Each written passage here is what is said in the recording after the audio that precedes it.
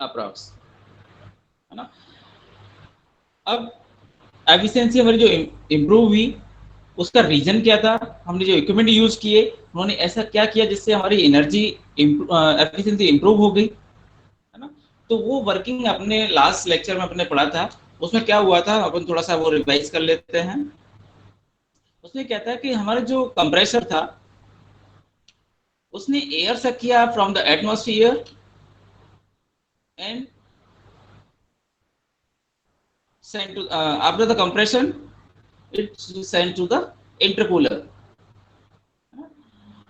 Intercooler का काम क्या था? इंटरकूलर का काम था उस कंप्रेस्ड एयर को कूल डाउन करना। कूल डाउन क्यों कर रहे थे? कूल डाउन हम इसलिए कर रहे थे क्योंकि एयर का जो वॉल्यूम है वो कंप्रेस हो जाए, है ना। After the cooling of compressed air it's sent to the high pressure compressor, है ना। हाई प्रेशर कंप्रेसर उसको हाई प्रेशर पर उसे कंप्रेस करेगा and send it to the regenerator. अब जो मेन वर्क है रीजनरेटर का, रीजनरेटर क्या कर रहा है कि हमारी जो वेस्ट गैसेस थी, है ना, जिसे हम एटमॉस्फेयर में एग्जॉस्ट कर रहे थे, उनकी जो हीट एनर्जी थी, उस हीट एनर्जी को हम रीयूज कर रहे हैं, है ना। उस एनर्जी को हम यूज कर रहे हैं जो कि हमारे तो एटमॉस्फेयर में वेस्ट ही जा रही थी, तो उसे रीजनरेटर पर हम रिकवर कर रहे हैं। उस हीट एनर्जी को रिकवर करने की वजह से हमारा जो फ्यूल कंजप्शन है वो कम हो गया, ठीक है। जब हमारा फ्यूल कंजप्शन कम हो गया तो अल्टीमेटली क्या होगा? आउटपुट तो हमें उतना ही मिल रहा है जितना हमें रिक्वायरमेंट थी। जैसे हमारे टेम्परेचर जो इंक्रीज करना था, जो रिक्वायर्ड टेम्परेचर था, उस टेम्परेचर तक पहुंचने में पहले हमें ज्यादा फ्यूल बर्न करना पड़ रहा था, और हमने हीट रिकवर कर ली, जो वेस्ट हीट थी उसको हमने यूज कर लिया, उसके बाद हमें फ्यूल कम बर्न करना पड़ रहा है, फ्यूल सेव हो गया हमारा, जबकि आउटपुट हमारा उतना ही रहा। तो अल्टीमेटली क्या हुआ? हमारी एफिशिएंसी इंक्रीज हुई। उसके बाद हमने थोड़ा सा और इसे इम्प्रूव करने की कोशिश की। उसके लिए हमने क्या किया कि जब हाई प्रेशर टरबाइन पर गैस यूज हो गई, उसके बाद जब उसका टेम्परेचर प्रेशर थोड़ा डाउन हुए, ठीक है, उस डाउन टेम्परेचर प्रेशर पर हम उतने उसके आउटपुट नहीं ले पाते जितना कि हम उसको थोड़ा सा हीटअप करने के बाद ले पा रहे हैं, ठीक है ना। तो हमने एक रीहीटर और यूज कर लिया, रीहीटर यूज किया। तो रीहीटर के बाद हमने क्या किया, लो प्रेशर टरबाइन पर उस एयर को, हॉट एयर को हमने एंटर कराया। उसके बाद जो हॉट गैस थी उसकी एनर्जी हमारी कन्वर्ट हो गई किसमें? Heat energy to mechanical energy में, ठीक है। तो अल्टीमेटली हमें जो इलेक्ट्रिकल आउटपुट मिला, वो आउटपुट तो पहले जो हमें मिल रहा था उतना ही था, बस हमारा जो सेव हुआ वो क्या हुआ? फ्यूल, जो हम फ्यूल बर्न करा रहे थे कंबसन चैम्बर में, ठीक है ना। तो जब हमारा फ्यूल सेव हो गया तो हमारी क्या होगी? एफिशिएंसी इंक्रीज हो जाएगी। एफिशिएंसी क्या होती है? Output upon input. इनपुट क्या है? फ्यूल, और आउटपुट क्या है? इलेक्ट्रिसिटी, है ना, इलेक्ट्रिकल एनर्जी। तो ये अपना open cycle gas power plant था। और रीजनरेटर पर जब हमने उसकी हीट को रिकवर कर लिया, रिकवर करने के बाद उसको फिर हम एटमॉस्फेयर में एग्जॉस्ट कर रहे हैं, है ना। तो है तो ये open cycle gas power plant ही, लेकिन हमने इसमें कुछ एफिशिएंसी इंप्रूविंग इक्विपमेंट्स यूज किए, जिससे हमारी एफिशिएंसी 20% से इंक्रीज होकर कहाँ पहुंच गए? 30% तक अप्रॉक्स, ठीक है। और फ्यूल, वर्किंग फ्लूइड यूज कर रहे हैं वो नेचुरल एयर, ठीक है। फ्यूल क्या होगा? फ्यूल हमारा कोई सा भी फॉर्म में हो सकता है, gaseous form, liquid form, solid form, कोई सा भी फ्यूल हो सकता है। फ्यूल भी कोई रेस्ट्रिक्शंस नहीं है, लेकिन अकॉर्डिंग टू सुटेबिलिटी हम फ्यूल यूज करते हैं कि हमारे पावर प्लांट है उसके लिए क्या सुटेबल है। लिक्विड फ्यूल ज्यादा अच्छा रहेगा, सॉलिड फ्यूल ज्यादा अच्छा रहेगा, या गैसियस फ्यूल ज्यादा बेटर रहेगा, उसके अकॉर्डिंग हम फ्यूल यूज कर सकते हैं। बाकी हम तीनों फॉर्म से हम कोई सा भी फॉर्म यूज कर सकते हैं फ्यूल का, ओके। तो नेक्स्ट चलते हैं अपन close cycle gas power plant.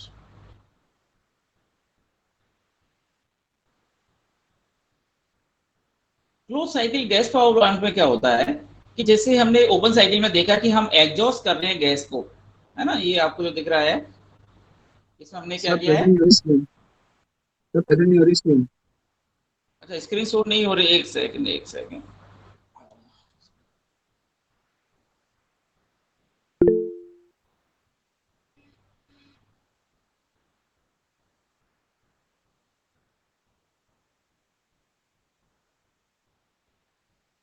अब सो रही है? No, sir.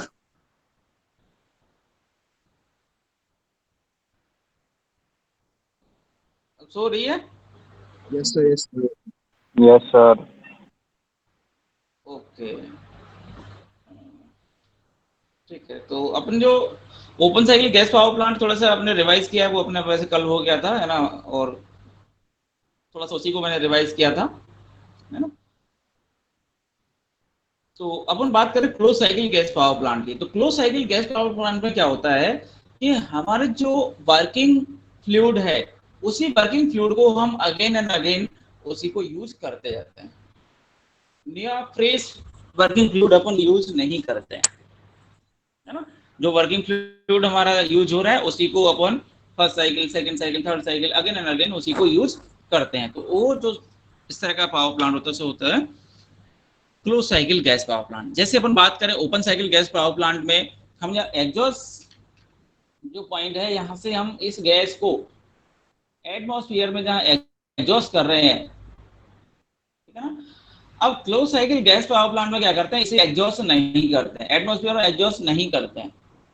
इसका क्या करेंगे हम, इसको हम वापस से नेक्स्ट साइकिल के लिए यूज कर लेंगे। तो यहाँ से कंप्रेसर जो एयर सक कर रहा है एटमॉस्फेयर से, अभी एटमॉस्फेयर से नहीं लेगा, अभी कहाँ से लेगा, जो एग्जॉस्ट गैस है उसी एग्जॉस्ट गैस को वापस ये कंप्रेस करेगा है ना। तो ये जो गैस है वो अगेन यूज होगी है ना, फिर वही वर्किंग प्रोसेस पूरा वही चलेगा, फिर टरबाइन से एग्जॉस्ट हो गए, फिर वही कंप्रेसर पर आएगी। इसका पूरा एक वर्किंग प्रोसेस रहता है। उस प्रोसेस के बाद हम अगेन एंड अगेन उसी गैस को यूज करते रहते हैं। तो इस तरह का जो गैस पावर प्लांट होता है उसे बोलते हैं अपन close cycle gas power plant. ठीक है, तो इसके लेआउट पर चलते हैं। जाओ।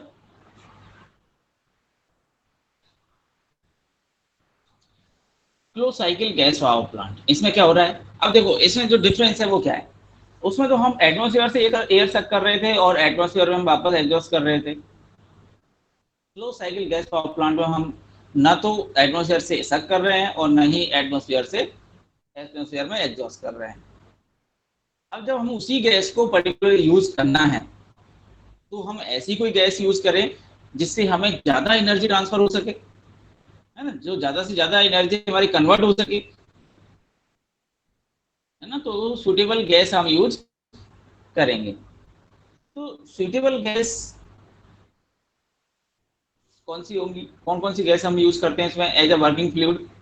उसे हम नाइट्रोजन यूज कर सकते हैं है ना, आर्गन यूज कर सकते हैं, हाइड्रोजन यूज कर सकते हैं है ना, और भी कई सारी गैसेज हैं वो अपन यूज कर सकते हैं एज अ वर्किंग फ्लूइड। क्योंकि हमें एटमॉस्फेयर में छोड़ना नहीं। जैसे मान लो कि हमने नाइट्रोजन यूज किया, अगर नाइट्रोजन गैस अगर हमने यूज की है तो उसे हमें एटमॉस्फेयर में छोड़ना नहीं है, उसी यूज गैस को ही हमें वापस यूज करना है। अगर उसी गैस को यूज करना है तो हम नाइट्रोजन यूज कर सकते हैं है ना। अगर हमें एटमॉस्फेयर छोड़ना होता, एग्जॉस्ट करना होता, तो हमारे पास इतनी नाइट्रोजन गैस कहाँ से आती जो कि उस पावर प्लांट को ऑपरेट कर सके है ना। हमें तो हर बार हर साइकिल के लिए फ्रेश नाइट्रोजन गैस की जरूरत पड़ती, और एक तरफ यूज होने के बाद वापस उसे वेस्ट एटमॉस्फेयर में छोड़ देते। तो इससे बहुत ज्यादा रिक्वायरमेंट बढ़ जाती नाइट्रोजन गैस की, जो कि हमारे अवेलेबल इतनी नहीं होती, बहुत प्रॉब्लम होती है उसमें है ना। तो अब हम close cycle gas power plant में वो स्पेसिफिक गैस यूज कर सकते हैं क्योंकि हमें एटमॉस्फेयर में नहीं छोड़ना है, उसी गैस को हम रिपीटेडली यूज कर सकते हैं। तो इसमें वर्किंग प्रोसेस क्या रहता है, देखो सबसे पहले हम कंप्रेसर से यूज करते हैं, स्टार्ट करते हैं। First of all compressor takes the gases from the source of gases है ना, in the starting, ठीक है। After the compression of gases it's sent to the intercooler। Intercooler का जो वर्किंग है वो पता है, इंटरकूलर कंप्रेस को कूल करते हैं कूल डाउन हमारे इंटरकूलर पर कूल डाउन हो गई। कोल्ड होने के बाद हाई प्रेशर कंप्रेसर उसको सक करेगा। हाई प्रेशर कंप्रेसर उसे अगेन कंप्रेस करेगा at the high pressure and send to the regenerator. At the regenerator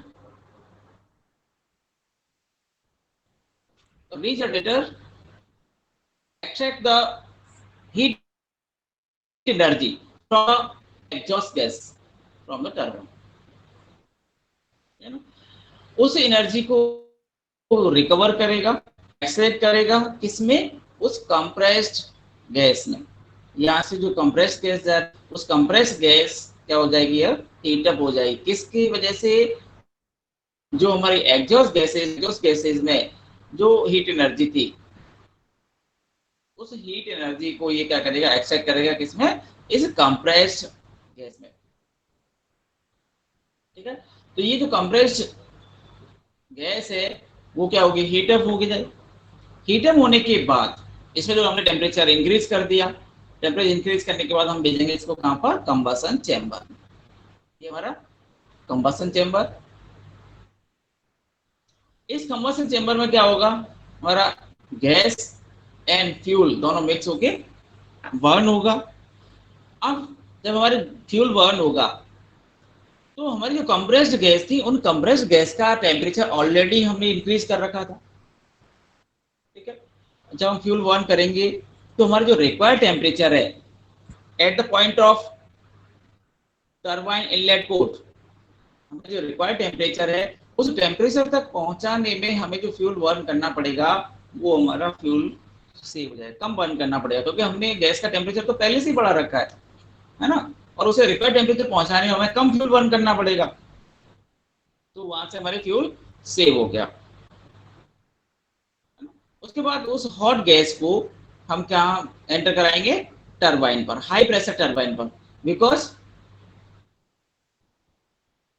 यहाँ पर जो गैस का टेम्परेचर एंड प्रेशर जो होगा वो बहुत ज्यादा होगा। ठीक है ना, टेम्परेचर अप्रोक्स कितना होगा,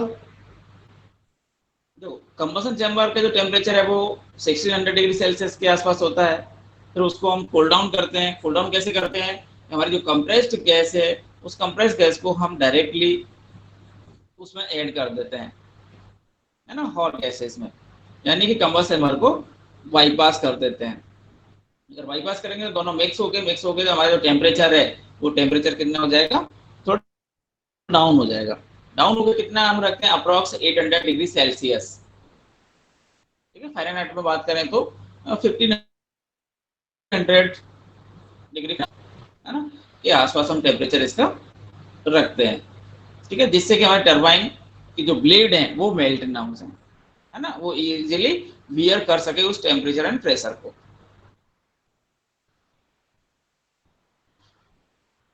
उसके बाद हाई प्रेशर टरबाइन से जो हमारी एग्जॉस्ट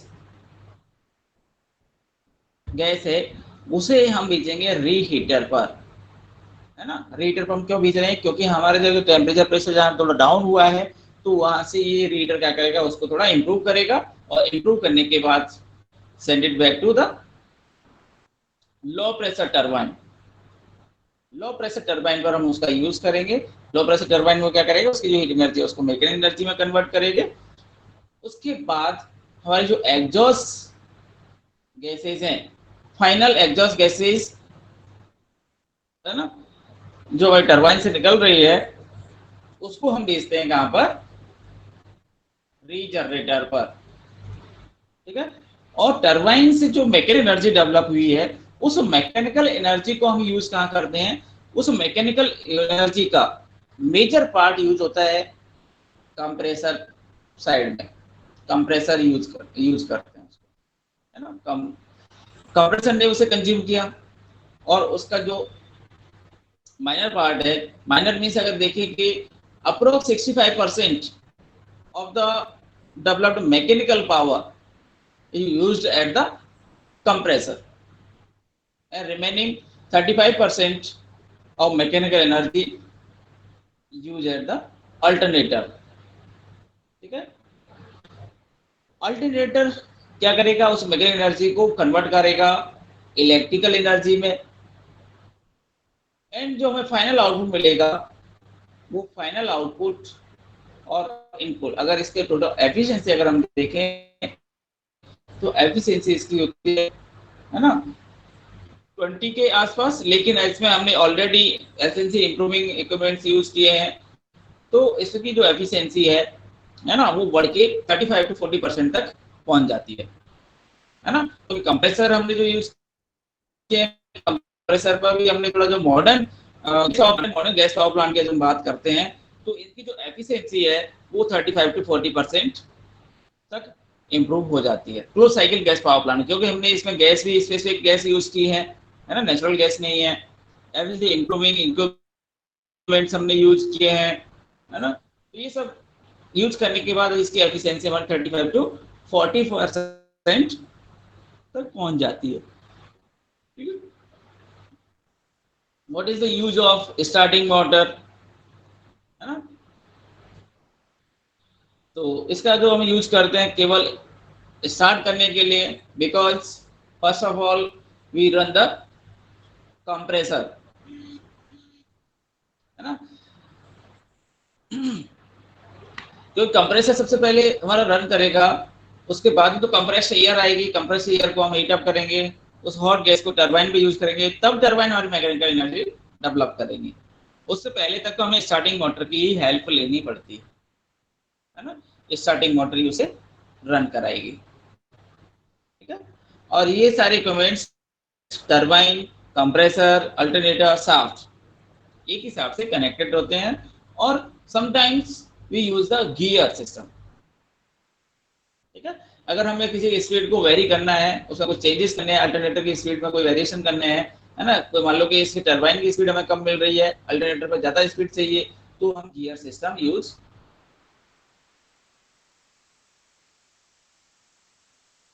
कर लेते हैं, अदरवाइज ये सेम शाफ्ट से कनेक्टेड हो। इसके जो मेन पार्ट्स हैं जो हम इसमें यूज करते हैं, compressor, regenerator, combustion chamber, gas turbine, alternator, starting Motors. ठीक है, तो इन सभी की जो वर्किंग है वो अपन डिस्कस कर चुके हैं, है ना। कंप्रेसर का काम क्या होता है, रेजरेटर का काम क्या होता है, कंबसन चेंबर का काम क्या होता है, gas turbine, alternator, starting motor, है ना। तो क्या काम रहता है in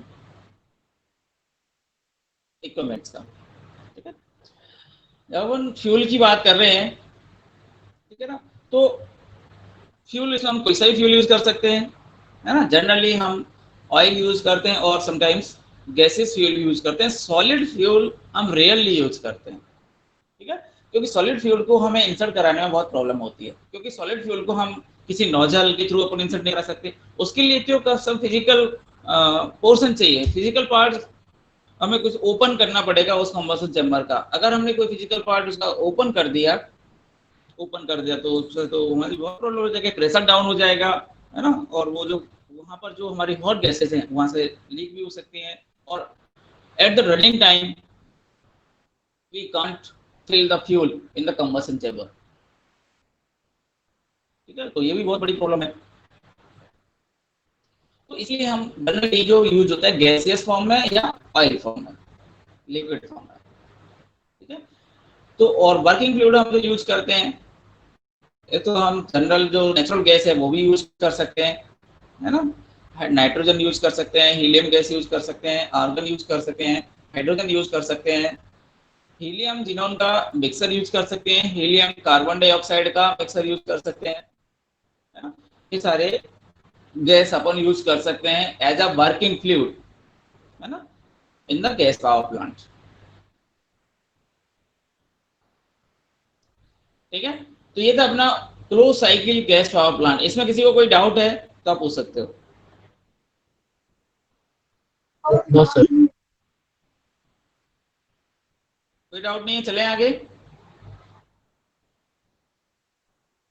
yes sir.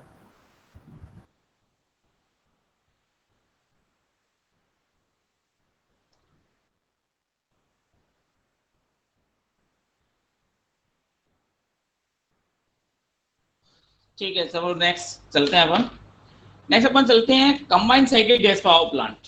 Combined cycle gas power plant या combined gas and steam power plant. ठीक है, हम ऐसा क्यों करते हैं, दोनों को कंबाइन करने की क्या जरूरत है? देखो, होता क्या है कि हमारा जो एक पावर प्लांट के जो कुछ वेस्टेज हैं उसे हम दूसरे पावर प्लांट में यूज कर सकते हैं। ठीक है ना। अब देखो, गैस पावर प्लांट है, गैस पावर प्लांट में हमें जो एग्जॉस्ट गैसेज जो निकल रही हैं उनका जो टेम्परेचर है वो बहुत ज्यादा है। जब उनका टेम्परेचर बहुत ज्यादा है तो उस टेम्परेचर को अगर हम उस हीट एनर्जी को हम एटमॉस्फेयर में अगर ऐसे ही छोड़ दें तो हमारे कई सारे लॉसेज हैं।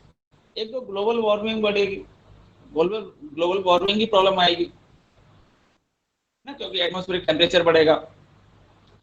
दूसरा ये कि हमारी जो एनर्जी है वो भी तो वेस्ट जाएगी, वो हमारे क्या काम आई? कोई काम भी नहीं आई, और ग्लोबली हमें उसका लॉस भी हो रहा है। तो इससे ज्यादा बेटर है कि हम उसका ऐसा कोई सॉल्यूशन निकालें जिससे कि हम उसे रीयूज कर सकें। तो उसके लिए ये है कि हम दो power plant back to back हम यूज कर लें, दो पावर प्लांट को कंबाइन कर दें। जब हम दो पावर प्लांट को कंबाइन कर देंगे तो गैस पावर प्लांट का, जैसे हमने स्टीम पावर प्लांट है ना, ऐसे नहीं कि कोई से भी दो गैस को पावर प्लांट को हमने कंबाइन कर दिया है ना, कोई से भी दो नहीं, हम यहाँ पे अपन जो यूज कर सकते हैं एक दूसरे के जो वेस्टेज है उनको हम यूज कर सकें, तो ऐसे पावर प्लांट को ही हम कंबाइन कर सकते हैं। क्योंकि हम जैसे मान लो हाइड्रो पावर प्लांट है, हाइड्रो पावर प्लांट के साथ अगर गैस पावर प्लांट स्टेबलाइज कर दे तो हमारा क्या फायदा होगा? क्योंकि हाइड्रो पावर प्लांट में तो हमें कोई गैस की जरूरत है ना कोई हीट की जरूरत है ना। तो इसलिए कोई ऐसे पावर प्लांट्स को हम कंबाइन करते हैं जिससे एक दूसरे की हेल्प हो सके, उसको यूं रीयूज कर सके। तो उसमें हम क्या करते हैं कि गैस पावर प्लांट और स्टीम पावर प्लांट दोनों बहुत सुटेबल पावर प्लांट है कंबाइन करने के लिए, है ना। तो जैसे गैस पावर प्लांट की जो एग्जॉस्ट गैसेज हैं उस एग्जॉस्ट गैसेज को हम यूज कर सकते हैं स्टीम पावर प्लांट में, for generation of steam, for heat up the water, है ना, for air uh, intake, for the furnace। तो वहां पे हम ये सारी चीजें इनको यूज कर सकते हैं। ठीक है ना। तो अब जब हमने कंबाइन किया तो इनका यूज हम कैसे करते हैं? देखो, सबसे पहले अगर हम देखें इसमें दो पावर प्लांट हैं, दो पावर प्लांट कौन कौन से हैं? एक तो गैस पावर प्लांट है जो लोअर साइड में आपको शो हो रहा होगा, है ना, ये यहाँ से यहाँ तक का ये वाला, है ना, ये अपना गैस पावर प्लांट। और इसके अपर साइड जो प्लांट है वो है steam power plant, steam power plant और थर्मल पावर प्लांट, है ना। अब देखो, इसमें दोनों में एक दूसरे की हेल्प कैसे हो रही है? देखो, first of all, in the gas power plant, compressor suck the air from the atmosphere and send to the combustion chamber at the high pressure। ठीक है। In the combustion chamber, fuel and compressed air are mixed and burned। So temperature of the combustion chamber rise approx at the 1600 degree Celsius, है ना। After that, the hot gases sent to the turbine। ठीक है। As the turbine, the heat energy of the hot gases is converted to the mechanical energy with the help of turbine। After the use of heat energy, it exhausts from the outlet port of the turbine, and it contains a lot of heat energy। The temperature of this exhaust gas is approx 500 degrees Celsius, or we talk in the Fahrenheit 900 degree Fahrenheit approx। ठीक है। जब हमने यहाँ से उस जो exhaust gases हैं उनका इतना, जब इसमें एनर्जी है, उसका इतना टेम्परेचर है, तो उस टेम्परेचर को, उस हीट एनर्जी को हम यूज करेंगे कहाँ पर? स्टीम पावर प्लांट में, टू जनरेट द स्टीम। ठीक है, तो exhaust gases are insert in the heat recovery steam generator. This is the HRSG, heat recovery steam generator. ठीक है, काम क्या है इसका? हमारी जो एग्जॉस्ट गैस है वहां से हीट को रिकवर करेगा और स्टीम जनरेट करेगा। ठीक है ना, एक तरह से ये क्या है? बॉयलर है एक तरह से, अगर हम बात करें सिंपल वे में, तो this is the boiler. What is the work of boiler?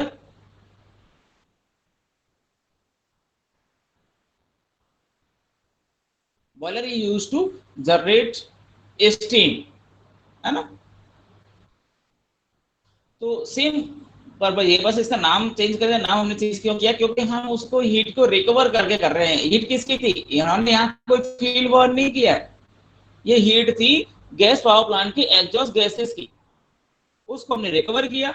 Recover करने का स्टीम जनरेट की, स्टीम जनरेट करने के बाद उस गैस स्टीम टरबाइन पर हमने सेंड किया, स्टीम टरबाइन पर सेंड किया। स्टीम टरबाइन क्या करेगी? उस स्टीम की जो एनर्जी है उसको मैकेनिकल एनर्जी में कन्वर्ट करेगी। मैकेनिकल एनर्जी कहाँ मिलेगी हमें? इस टरबाइन पर, है ना? ये अल्टरनेटर कनेक्टेड है, तो यहाँ से हमें इलेक्ट्रिसिटी मिल जाएगी with the help of alternator.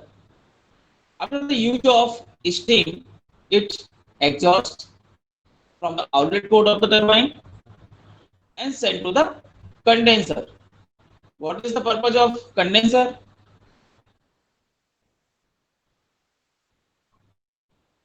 बता सकते हैं कोई? कंडेंसर हम क्यों यूज करते हैं?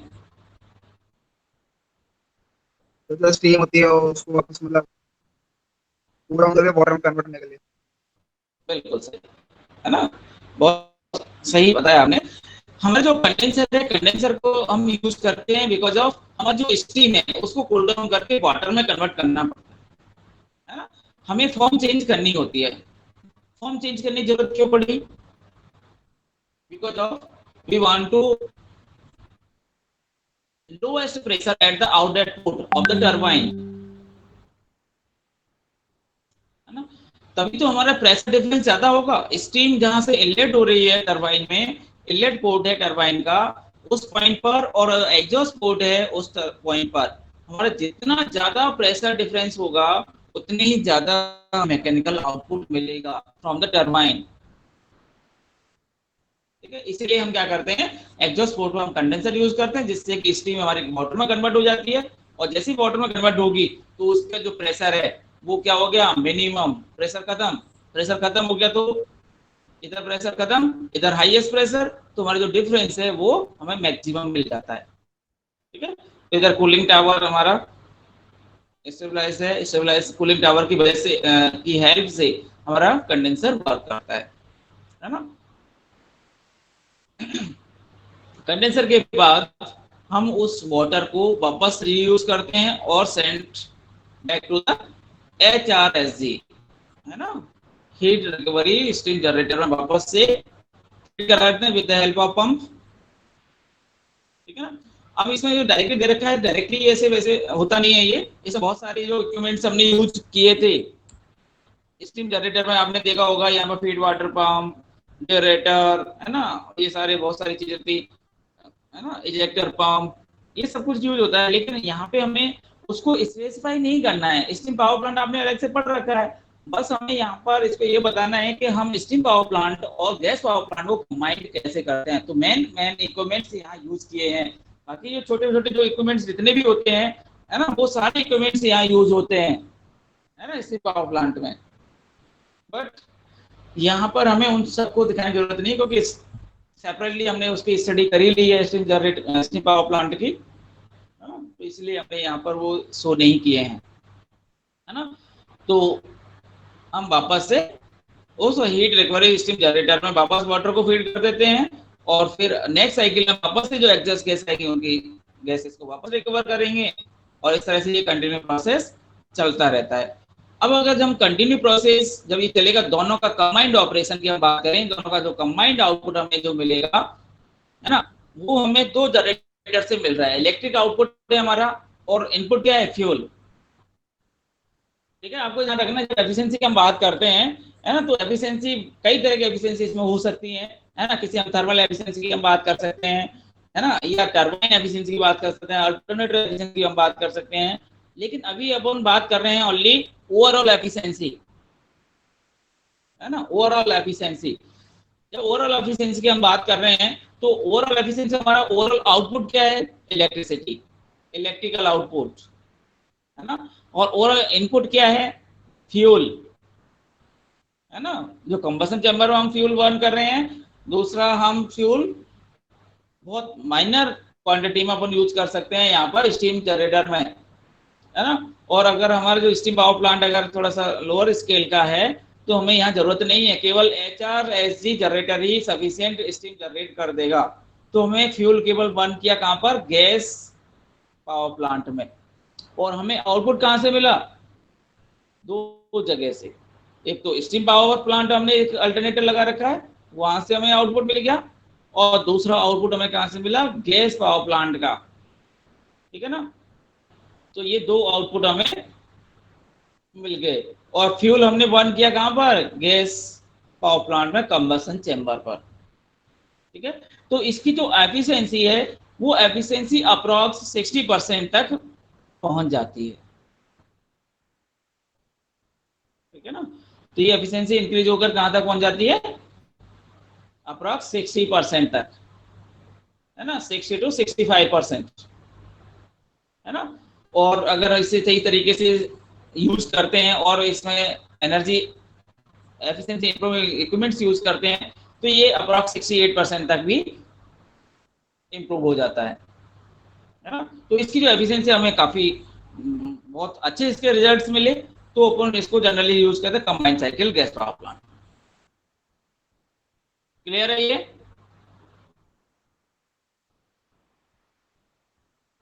यस इसका हम सर। दूसरा लेआउट भी देख सकते हैं, है ना, इसमें ये सारे, है ना,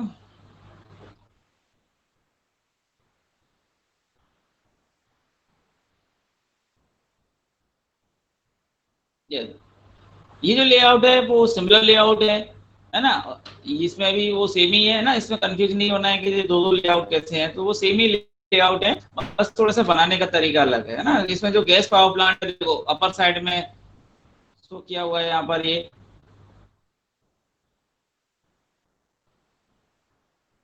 ठीक है ना, और जो लोअर साइड में है हमारा ये स्टीम पावर प्लांट। ठीक है, तो ये सिमिलर ही है ना, कोई डिफरेंस नहीं है, सब कुछ वही प्रोसेस है जो अपन ने अभी डिस्कस किया है। ठीक है ना, तो जैसे अपन एयर गैस की हम बात करते हैं, तो यहाँ से हमने, जैसे ये क्या है, कंप्रेसर, कंप्रेसर से एयर सक किया, है ना, एयर सक करने के बाद हम कंबसन चैम्बर में भेजते हैं। यहाँ पर सेपरेटली कंबसन चैम्बर शो नहीं किया हुआ है, यहाँ पर एक कंबसन चैम्बर होता है। तो यहाँ से कंबसन चैम्बर से हॉट गैसेस हम टरबाइन पर फीड करते हैं, है ना। टरबाइन पर फीड करने के बाद टरबाइन मैकेनिकल एनर्जी में उसे कन्वर्ट कर देता है। कन्वर्ट करने का एग्जॉस्ट गैसेस होती है, उसे HRSG, है ना, पर भेजते हैं। वहां पर क्या होता है, वाटर से स्टीम जनरेट होती है, उस स्टीम को हम वापस टरबाइन पर भेजते हैं, है ना। टरबाइन का जो आउटपुट पोर्ट है, वहां पर हमने ये कंडेंसर यूज किया हुआ है ना। कंडेंसर उसको स्टीम फॉर्म से वाटर फॉर्म में कन्वर्ट कर देगा, और अगेन वाटर को हम कहाँ पर, HRSG में सेंड कर देंगे, है ना। तो वही प्रोसेस है, टरबाइन के साथ अल्टरनेटर कनेक्टेड है ना, ये अल्टरनेटर कनेक्टेड है। तो इन दोनों अल्टरनेटर का हमारा कंबाइंड आउटपुट यहाँ मिल जाएगा। ठीक है, तो ये था अपना combined cycle gas power plant.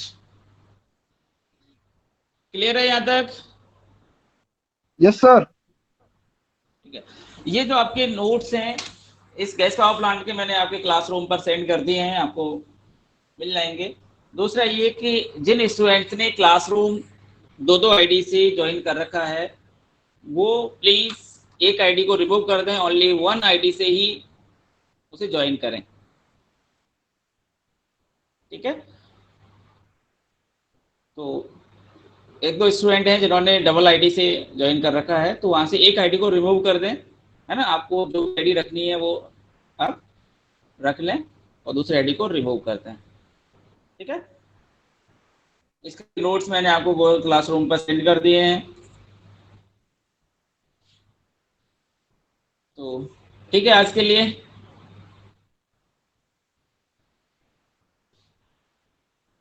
इतना ही। अब आप अपने एक सेकंड अभी रुकना, रोल नंबर अभी ड्रॉप मत करना, है ना, क्योंकि अभी क्लास रिकॉर्डेड नहीं है, आज रिकॉर्डिंग अपन ने नहीं की। जब तक क्लास रिकॉर्डेड नहीं होगी तब तक आपकी अटेंडेंस मार्क नहीं होगी, है ना।